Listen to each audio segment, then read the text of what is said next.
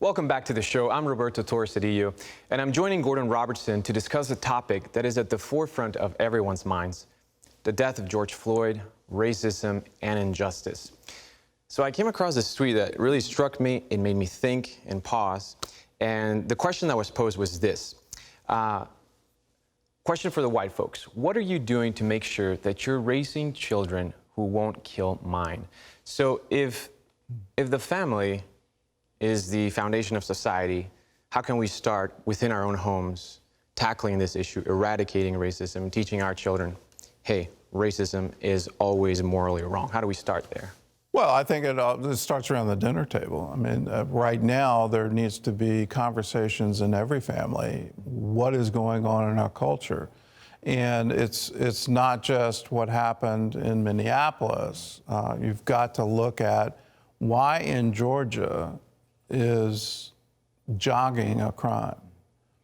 You know, what was it that triggered that kind of violent response where I'm going to get in a pickup truck and have my shotgun and I'm going to chase you down and I'm going to get another pickup truck to block you and then I'm going to shoot you to death? Yeah. I mean, why?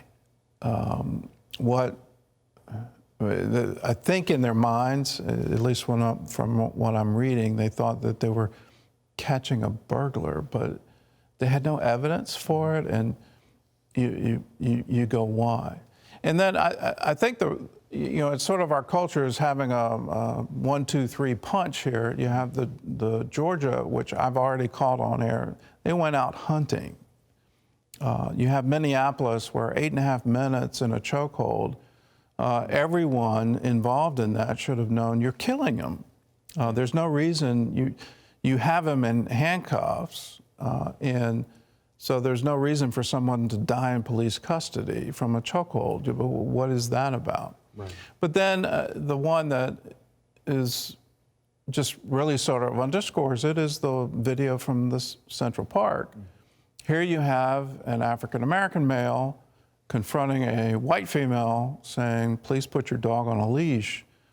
And her response back is, you're being aggressive and I feel threatened, and now I'm going to sick the police on you. I'm going to, and she announces what she's doing. It's remarkably transparent, her thought process. I know how to get you. And I'm going to do it. She warns first, I'm going to do this to you.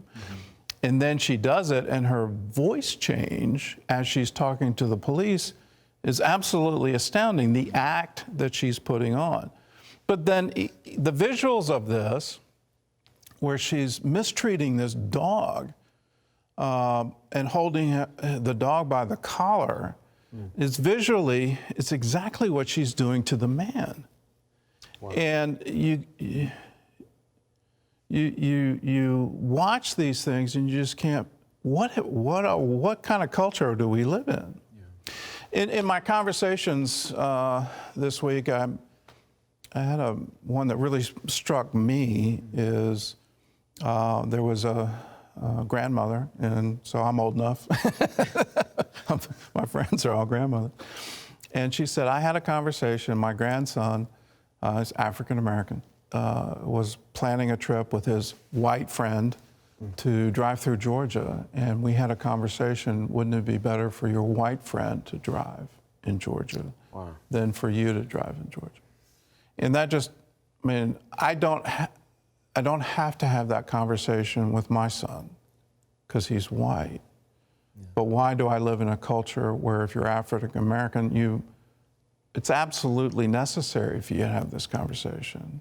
And it's absolutely necessary to go through a drill of, if you're ever arrested, if you ever have a conflict with the police or an encounter with the police, here's what you need to do.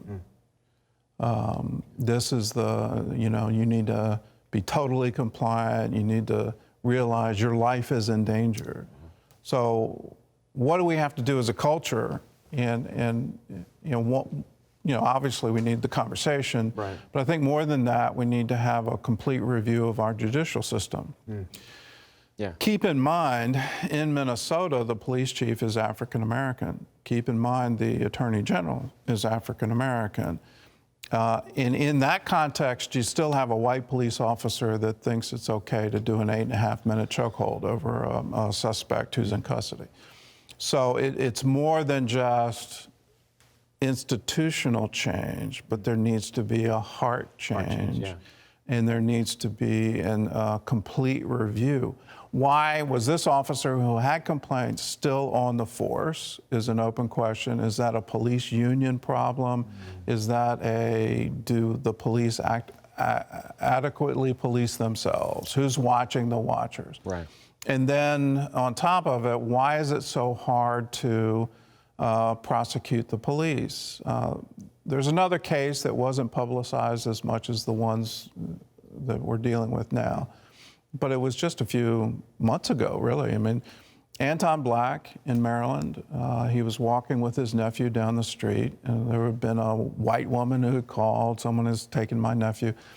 And the police seize on this young man as the one, and so literally they chase him up his own driveway and then tase him on the porch of his home. He dies. But the prosecutor in Maryland says, I can't file any charges here. So why is that? Why is there reluctance to hold police accountable and hold them to a justice standard that you and I are held to? Right. Why the difference? Yeah. So it's obviously something we can't solve today, but I think if we agree together that we need to, and then take the concrete steps forward to say, all right, police union, you have to give here. Right. All right, prosecutors, you need to be more active in doing your job. Yeah. You can't give a pass. Right. And we as a culture are going to hold you to this. Yeah. We got some work to do. Yes, we got some work to do. And we need to pray. Yeah, definitely, definitely. Besides prayer, what's one last thing that we need to do individually that you think that we need to do? I think you need to examine your hearts and just where are the racial attitudes in you. For me, I had the very fortunate occurrence of having an African-American roommate in college who became my best friend.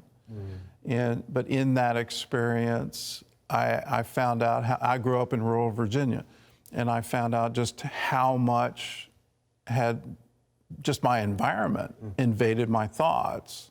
I thought I wasn't racist, but you know, to hear from the other side and to live together revealed some things in me. So are we holding subconscious things? You know, we may think I'm not that way, but then when it's in your, you know, why did you have this reaction? So there's no better way than go live. And you know, are people of other races in your church? Are they in your social group? Right. Are you reaching out? Right. Are you trying to find community with them? Or are you saying, well, that's a different, you know, that's not me. When you look at them and say, you're me. Exactly. Yeah. We're brothers. Yeah. And you're me, and you're my friend. Yeah. And it really changes things. Hello, I'm Gordon Robertson. Thanks for watching the video. Be sure to like, subscribe, and hit the notification bell for more encouraging videos like this one. Welcome to the 700 Club Interactive family, and God bless you.